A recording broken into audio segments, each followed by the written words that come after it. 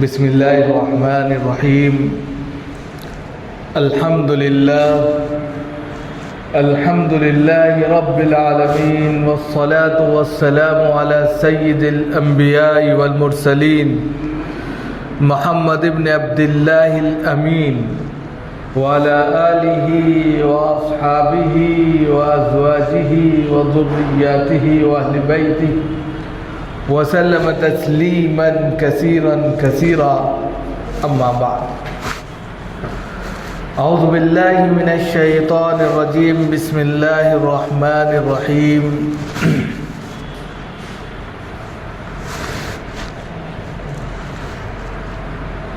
لئن شكرتم لأزيدنكم ولئن كفرتم إن عذابي لشديد. صدق اللہ العلی العظیم. محترم بزرگوں اور دوستوں، دینی اور ایمانی بھائیوں، اللہ رب العزت کا شکر ہے، اس کا کرم ہے کہ اس نے ہمیں اپنی بارگاہ میں آنے کی توفیق عطا فرمائی. حضرات، یہ ایک مسلم حقیقت ہے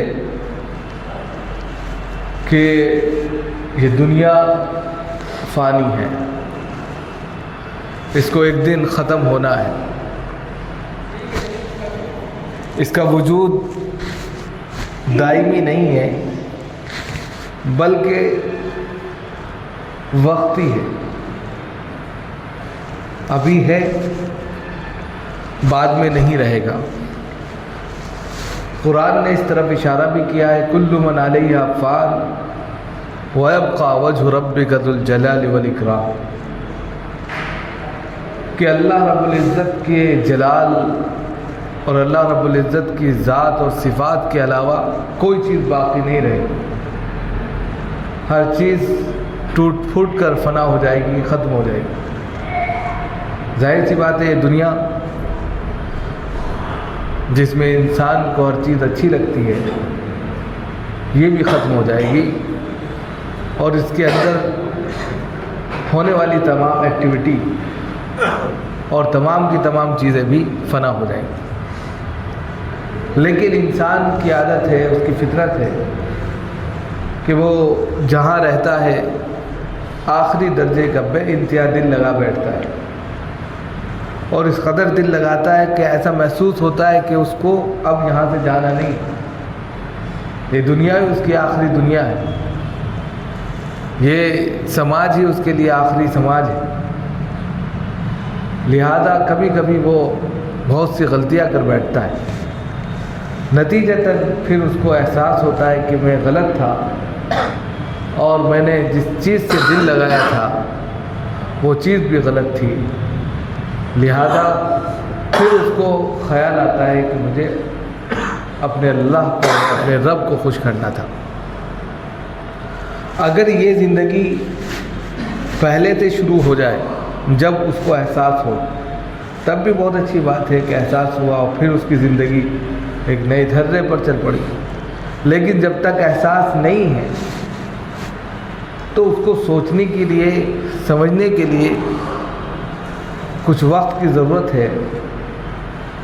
وقت درکار ہے کہ اگر وقت رہتے ہوئے اس نے صحیح ججمنٹ لے لیا، فیصلہ لے لیا اپنے لیے، تو یہ دنیا کے اندر بھی اور آخرت کے اندر بھی اس کے لیے فائدہ مند ہے.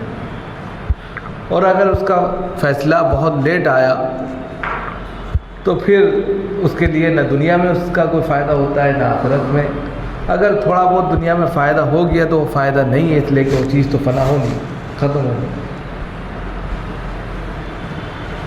تو دنیا کو بہت اہمیت دینے کی ضرورت نہیں.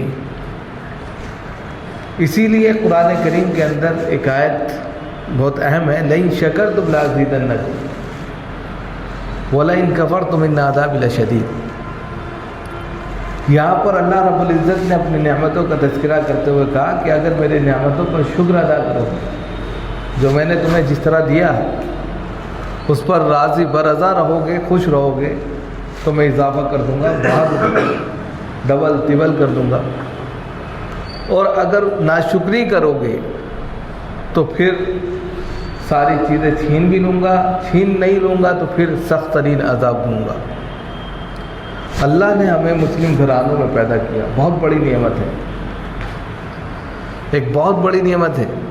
ان لوگوں سے پوچھو جو مسلم گھرانے میں پیدا نہیں ہیں، ان کو ایمان نہیں ملا۔ اگر وہ ایمان لانا بھی چاہتے ان کے لیے کتنی مجبوریاں ہیں، مشکلات ہیں، سماج سے بائیکاٹ ہے، ساری چیزیں ہیں جیسے آپ دیکھتے ہی۔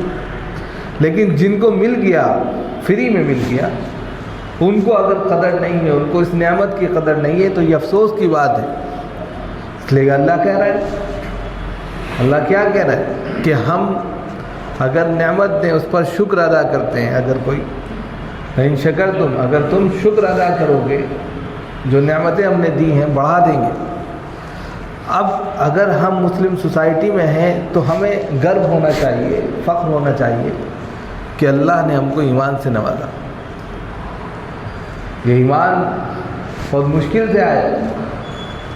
ایمان کے لیے اگر آپ کو تھوڑا سا اس کا بھاؤ معلوم کرنا ہے، اس کی قدر اور اہمیت معلوم کرنی ہے تو 1400 سال پہلے جناب محمد رسول اللہ صلی اللہ علیہ وسلم جب بطحا کی وادیوں سے اس اسلام کو لے کر آئے اور 23 سال تک انہوں نے محنت کی، اور اس محنت کے نتیجے میں نہ جانے کیسی کیسی پریشانیاں اور مصیبتیں جھیلی، یہاں تک کہ لوگوں نے آپ پر پتھر تک اٹھا لیے، گھمے تک مارے، خون سے لہولہان ہو گئے، اپنے گھر سے نکال دیے گئے، ہجرت پر مجبور ہو گئے، لوگوں نے آپ کا بائیکاٹ کیا، کھانے پینے کے لیے کچھ نہیں دیا، ہر چیز سے آپ نے کہہ لیجیے پنجہ آزمائی کی۔ اس کے باوجود آپ اپنے دین سے نہیں پھرے، آپ اپنے دین کی دعوت دیتے رہے، اور پھر ایک وقت آیا کہ دین سب پر غالب ہو۔ آپ نے دین کے خاطر ایک نہیں 2 پتھر اپنے پیٹ پر باندھے، کئی دن فاقے نہیں بلکہ کئی مہینے فاقے سے رہے، تو یہ کوئی آسان کام نہیں ہے۔ آج کے وقت میں ہم 1 سے 2 سے 3 دن بھوکے نہیں رہ سکتے۔ جناب محمد رسول اللہ صلی اللہ علیہ وسلم کا گھرانہ 1 مہینہ نہیں 2 مہینے، بلکہ کبھی کبھی کہتے ہیں کہ 3 چاند ہم ایسے دیکھتے تھے کہ جس میں چولہا نہیں جلتا۔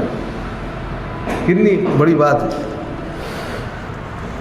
ہمیں اس نعمت کی قدر نہیں ہے، اس لیے کہ ہم کو تو مل گئی، لیکن وہ اس کو لے رہے تھے، اختیار کر رہے تھے۔ زمانہ دشمن ہو گیا تھا، کسی طریقے سے پنپنے نہیں دے رہا تھا، بڑھنے نہیں دے رہا تھا۔ آپ صلی اللہ علیہ وسلم ہجرت کر رہے ہیں تو دشمن آپ کے سر پر آ کر کھڑے ہو گئے کہ آج مار دیں گے، ختم کر دو۔ غار ثور میں دشمن آپ کے سر کے اوپر تھے، اور حضرت ابو بکر کہہ رہے تھے کہ اگر انہوں نے اپنے پیروں پر دیکھ لیا تو ہم کو دیکھ لیں۔ لیکن آپ صلی اللہ علیہ وسلم، اب ظاہر سی بات ہے دشمن سر پر ہو کتنی گھبراہٹ ہوتی آدمی، اور صرف کس کے لیے؟ دین کے لیے مارا۔ وہ صرف اتنا ہی تو کہتے تھے جناب محمد رسول اللہ صلی اللہ علیہ وسلم کہ اللہ ایک ہے، اس کے علاوہ کوئی تمہارا معبود نہیں۔ اس بنیاد پر ان کو مارا جا رہا تھا، اس بنیاد پر ان کو ملک بدل کیا جا رہا تھا، اس بنیاد پر ان کو ہجرت پر مجبور کیا جا رہا تھا، اس بنیاد پر ان کو مکہ میں خانہ کعبہ کے اندر نماز روزہ نہیں کرنے دیا جا رہا تھا۔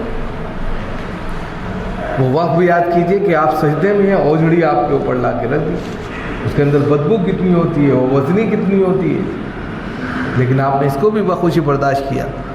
طائف گئے تو وہاں کے بدماش لڑکوں نے پتھر اور گمبا چلایا، سر پھوڑ گیا، پیر سے خون نکلنے لگا، دانت ٹوٹ گئے۔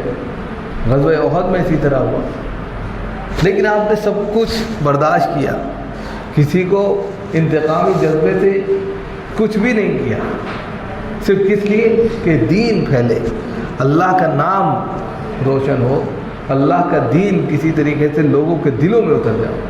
اور نتیجہ یہی ہوا کہ آپ کی اس عادت سے، آپ کے اس طریق سے، آپ کے اس رویے سے، آپ کے اخلاق سے لوگ آپ کے دیوانے ہو گئے، اور ایسے دیوانے ہوئے کہ 23 سال کے اندر پوری دنیا کے اندر اسلام پھیل گیا۔ آج جو اسلام یہاں ہم جو بیٹھے ہیں یہ اسی محنت کا نتیجہ ہے کہ آج ہم آرام سے اللہ کے گھر میں بیٹھے ہیں، ورنہ وہاں تو مسجد نبوی کے لیے چھپر کی مسجد بنائی ہے، پانی گر جاتا تھا تو پورا کہہ سکتے ہیں کیچڑ ہو جاتا تھا،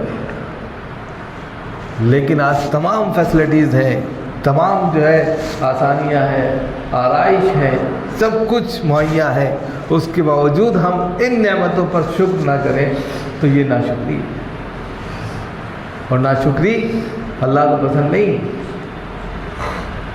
اللہ کو ناشکری کبھی پسند نہیں ہے کہ ہم نے سب کچھ دیا آپ کو، آسانی کے ساتھ دے دیا، اب شکر یہ ہے کہ اس کی بندگی میں انسان آگے بڑھ جائے۔ اب کیا کرنا ہے؟ سب کچھ تو مل گیا، اب بندگی کرنی ہے خالی۔ وَمَا خَلَقْتُ الْجِنَّ وَالْإِنسَ إِلَّا لِيَعْبُدُونِ، انسان کو پیدا کرنے کا مقصد یہی ہے، بندگی۔ اب اگر ہم بندگی بھی نہ کریں سب کچھ ملنے کے بعد تو یہ ناشکری مزید بڑھ جاتی ہے۔ ایک ناشکری یہ کہ ہم کو اسلام مل گیا، ہمیں اس کی قدر نہیں، ہم کو اس کی قدر نہیں ہے کہ کس طریقے سے یہ اسلام یہاں تک پہنچا۔ دوسرے، اب کچھ کرنا نہیں ہے، کوئی لڑائی نہیں کرنی، کوئی کچھ نہیں کرنا، بس بندگی کرتے ہوئے اللہ کو خوش کرنا ہے تو وہ بھی نہیں کر رہا ہے، دوسری ناشکری۔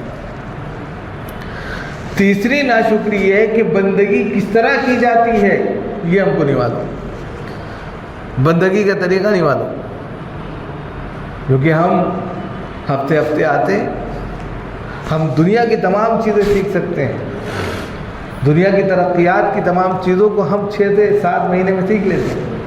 کوئی انسان کام کرنا چاہے سیکھ لیتے ہیں، دین کے لیے کوئی عمر بھی نہیں بتائی گئی، لیکن دین کو سیکھتے ہوئے شرم بھی آتی ہے، دین کو سیکھتے ہوئے جو ہے تھوڑا سا کہہ سکتے ہیں وقت نہیں مل پاتا، دین کو سیکھتے ہوئے انسان کو جو ہے کہہ سکتے ہیں کہ بوجھ لگتا ہے۔ لیکن اگر دین نہیں سیکھیں گے تو کس طریقے سے بندگی کریں گے؟ انسان ایک کام بہترین سیکھ لے، اس کا من لگنے لگتا ہے اس کام میں، کیونکہ وہ سیکھ گیا، اور اچھا کرتا ہے، اور اچھا کرتا ہے، بہترین فراٹا دار، بہترین مستری، کچھ بھی بن جاتا ہے، جو وہ بننا چاہتا ہے وہ 1 نمبر کا بن جاتا ہے، اس لیے کہ اس کی دلچسپی اس میں آ گئی۔ ہماری بندگی میں دلچسپی کیوں نہیں آ رہی ہے کہ ہم نے سیکھی نہیں بندگی کہتے کس کو ہے، اس کا طریقہ کیا ہے، اس کو کریں کیسے، اس میں کیا چیزیں ہوتی ہیں، نہیں معلوم۔ اور جب معلوم نہیں ہے تو بس فارمیلٹی کے طور پر ہفتہ ہفتہ تو آ کر ہم کر لیتے ہیں کہ بھائی ایک ایکٹیویٹی ہے، اگر نہیں کریں گے تو لوگ کیا کہیں گے، ارے جمعے کے دن تو مسجد چلے جائیں گے، تو دیکھا دیکھی میں ہم جو ہے جمعے کے دن آ جاتے ہیں، لیکن کس طریقے سے بندگی کرنی ہے یہ طریقہ بھی ہم کو۔ تیسری یعنی کہ ایک نعمت ملی، اس نعمت کی ناشکری، تیسری ناشکری۔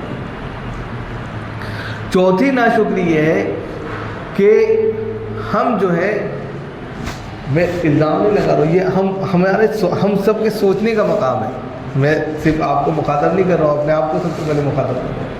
کبھی یہ سوچیں کہ میں آپ کو کہہ رہا ہوں، بلین لگا رہا ہوں، یعنی کہ ہم سب کی اپنی ذمہ داری ہے کہ ہم جس طرح ہر چیز کو سوچتے ہیں، اچھے اور برے کا فیصلہ لینے کے لیے 1 نہیں 1000 مرتبہ سوچتے ہیں، اسی طرح اپنی آخرت کے لیے کیوں فکر مند نہیں ہوتے؟ ہم بھی اس میں سب سے پریشان ہیں، اور جب سب کچھ مل گیا تو پھر اس کے لیے ہم جو اللہ کو خوش کرتی ہو وہ باتیں کیوں نہیں کرتے، اس پر چلتے کیوں نہیں؟ اب مثال کے طور پر نماز ہے، ایک اہم فریضہ ہے، کیونکہ یہ غریب پر، امیر پر، مرد پر، عورت پر، سب پر فرض ہے، اور دن میں 5 مرتبہ فرض ہے۔ دوسری تمام عبادتیں ایسی ہیں کہ زکوٰۃ ہے، سال میں 1 مرتبہ فرض ہے، روزہ ہے، سال میں 1 مرتبہ آتا ہے 1 مہینے کے لیے، حج ہے، زندگی میں 1 بار آتا ہے، یہ بھی عبادت کے شعبے ہیں، ان پر بھی ایسے ہی ثواب ملتا ہے جیسے نماز پڑھنے پر ملتا ہے، سیم بالکل اسی طرح۔ لیکن نماز کیونکہ ہر دن ہے، 5 مرتبہ ہے، اس میں مرد عورت کی کوئی کیٹیگری نہیں ہے، امیر غریب کی کوئی کیٹیگری نہیں ہے۔ زکوٰۃ میں یہ ہے کہ بھائی امیر ہوگا وہی دے گا، غریب پر نہیں ہے، لیکن اس میں کوئی ایسی چیز ہی نہیں ہے، اس لیے سب پر ہے۔ جب سب پر ہے تو ضرورت یہ ہے کہ اس کا طریقہ ہم جانیں۔ بہت سے طریقے، بہت سے لوگ نماز پڑھتے ہیں، 5 وقتہ نمازی، طریقہ نہیں جانتے کہ کون سی چیزیں ضروری ہیں، کون سی چیزیں ضروری نہیں ہیں، یہ بھی ضروری ہے۔ اب ہم کسی کا دیکھا دیکھی سن لیتے ہیں، ہاں بھائی یہ نہیں، تو یہ نہیں ہونا چاہیے۔ آپ کے پاس ایک ٹھوس علم ہو، معلومات ہو کہ بھائی نماز میں یہ چیزیں ضروری ہیں، اگر یہ پڑھ لی تو نماز ہو گئی، اگر یہ نہیں پڑھی تو نماز کنڈم ہے، نماز نہیں۔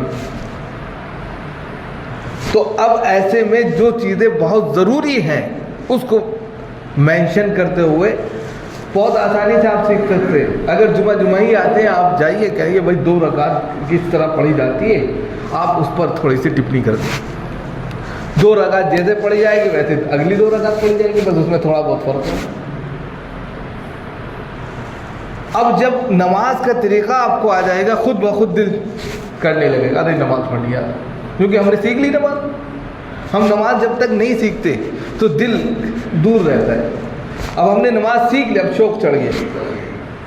جب کوئی نیا کوئی کام سیکھتا ہے انسان، کوئی بھی چیز لے لیجیے، اس کا شوق چڑھ جاتا ہے، جذبہ ہوتا ہے ارے اور اچھا کریں اور اچھا، ہر دن اس کے اندر ترقی آتی چلی جاتی ہے اور اچھا کرنے لگتا ہے، پھر وہ پرفیکٹ آ جاتا ہے۔ اسی طریقے سے ہم عبادت تو کرتے ہیں، دیکھا دیکھی کرتے ہیں، لیکن سیکھ کر کریں تو مزہ آ جائے، اس کے اندر چاشنی آ جائے، اس کے اندر دلچسپی آ جائے، اس کے اندر شوق آ جائے، اس کے اندر کہہ سکتے ہیں کہ پھر للہیت آ جائے۔ اب مثال کے طور پہ نماز میں کون سی چیزیں ضروری ہیں؟ دیکھیے، ایک ہوتا ہے فرض، ایک ہوتا ہے واجب، ایک ہوتا ہے سنت۔ نماز میں جو چیزیں فرض ہیں ان کے بغیر تو نماز نہیں ہوگی۔ اگر فرض چھوٹ گیا نماز نہیں ہوگی، واجب چھوٹ گیا تو سجدہ سہو سے صحیح ہو جائے گی، اور سنت چھوٹ گئی تو کوئی بات نہیں، یعنی کہ اس میں سنتیں بھی آتی ہیں تو اس کی کوئی بات نہیں، تب بھی چل جائے گا۔ اب مثال کے طور پہ آپ نماز کے لیے کھڑے ہوتے ہیں، تو نماز کے لیے جب کھڑے ہوتے ہیں تکبیر تحریمہ کہنا جو ہے فرض ہے، اگر نہیں کہیں گے نماز ہی نہیں ہے۔ اللہ اکبر کہنا ضروری ہے۔ اب ثنا پڑھنا ہے مثال کے طور پہ، تو ثنا اگر آپ کی یاد ہے تو پڑھ لیجیے، نہیں یاد ہے تو کیا کریں گے آپ؟ ارے یاد ہی نہیں ہے، آپ کیا نماز پڑھیں؟ کوئی بات نہیں، اللہ تو غفور الرحیم ہے نا۔ فرض کیا ہے؟ تکبیر تحریمہ ہے، ثنا پڑھنا فرض نہیں ہے۔ اب ہم جو ہے غیر ضروری چیزوں میں جو ہے اپنا وقت صرف کر دیتے ہیں، جو غیر ضروری چیزیں۔ نمبر 1، چلیے ہم کو جو یاد ہے دھیرے دھیرے ہم یاد کرتے رہیں اور اس کو اپلائی کرتے رہیں۔ ثنا ہم کو یاد ہوگی 1 ہفتے میں، 1 ہفتے کے بعد پھر سورہ فاتحہ پڑھنا فرض ہے، اگر نہیں پڑھیں گے تو نماز نہیں ہوگی، اس کو یاد کرنا ضروری ہے۔ اگر یہ یاد نہیں ہے تو نماز نہیں ہوگی۔ اب اس کی فکر کریں، ثنا کے پیچھے اتنا زیادہ نہ پڑھتے ہوئے سورہ فاتحہ جلدی سے یاد کر لی، کیونکہ امام بھی تو پڑھے گا ثنا، جو امام پڑھے گا وہ آپ کی ہو جائے گی، اور امام کے ساتھ آپ کو سورہ فاتحہ بھی نہیں پڑھنی، یہ بھی یاد رکھیے۔ امام کے ساتھ آپ کو کچھ نہیں کرنا، خاموش کھڑا رہنا ہے، کچھ نہیں کرنا ہے۔ امام کی جو نماز ہوگی وہی آپ کی نماز ہے۔ اب امام کتنا پڑھ رہا ہے کتنا نہیں پڑھ رہا ہے وہ اس کے اوپر ڈیپینڈ کرتا ہے۔ اب اس میں آپ کھرپیش کرنے لگے، کھرپیش کا مطلب یہ ہے کہ امام نے اپنے طور پر سورہ فاتحہ پڑھ لی، سورت پڑھ لی، اب آپ بھی پیچھے سے پڑھنے لگے کہ ہماری تو سورت ہی ختم نہیں ہوئی، امام صاحب نے اپنی سورت ختم کر دی۔ ارے غلط ہے، تم نے سورت ہی پڑھی کیوں؟ جب تم کو یہ الاؤ ہی نہیں ہے کہ تم سورت پڑھو تو کیسے پڑھ لی تم نے؟ خاموش سنتے تو۔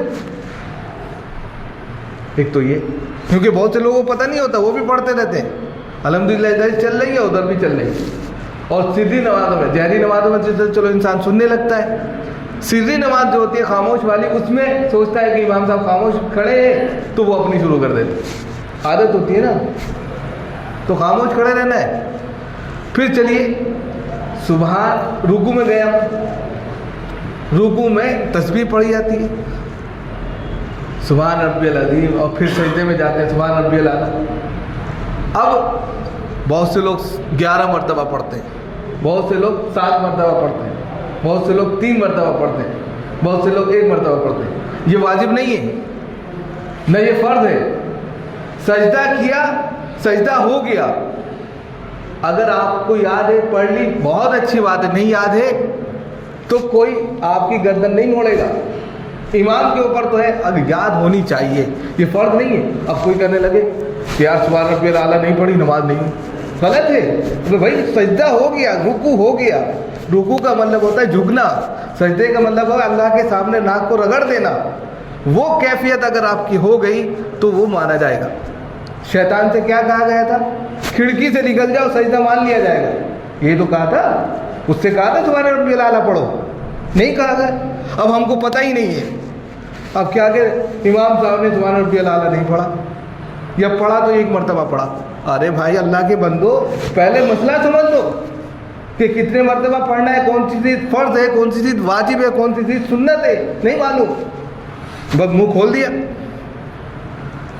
پھر التحیات کی بات آتی، التحیات میں صرف التحیات کا پڑھنا فرض ہے، اتنی مقدار میں اگر کوئی شخص بیٹھ گیا پڑھا بھی نہیں تب بھی چل گئی نماز ہو گئی۔ ایک شخص کو التحیات یاد ہی نہیں لیکن التحیات کی مقدار بھر بیٹھ گیا نماز ہو گئی۔ ایک کو آتی ہے صرف التحیات پڑھا سلام پھیر دیا نماز ہو گئی۔ اب کوئی شخص کہے کہ میں تو درود شریف نہیں پڑھی، میں نے دعائے معصورہ نہیں پڑھی، میں نے جو ہے اس کے بعد ربنا نہیں پڑھی۔ ارے بھائی پہلے سن تو لو مسئلہ کیا ہے۔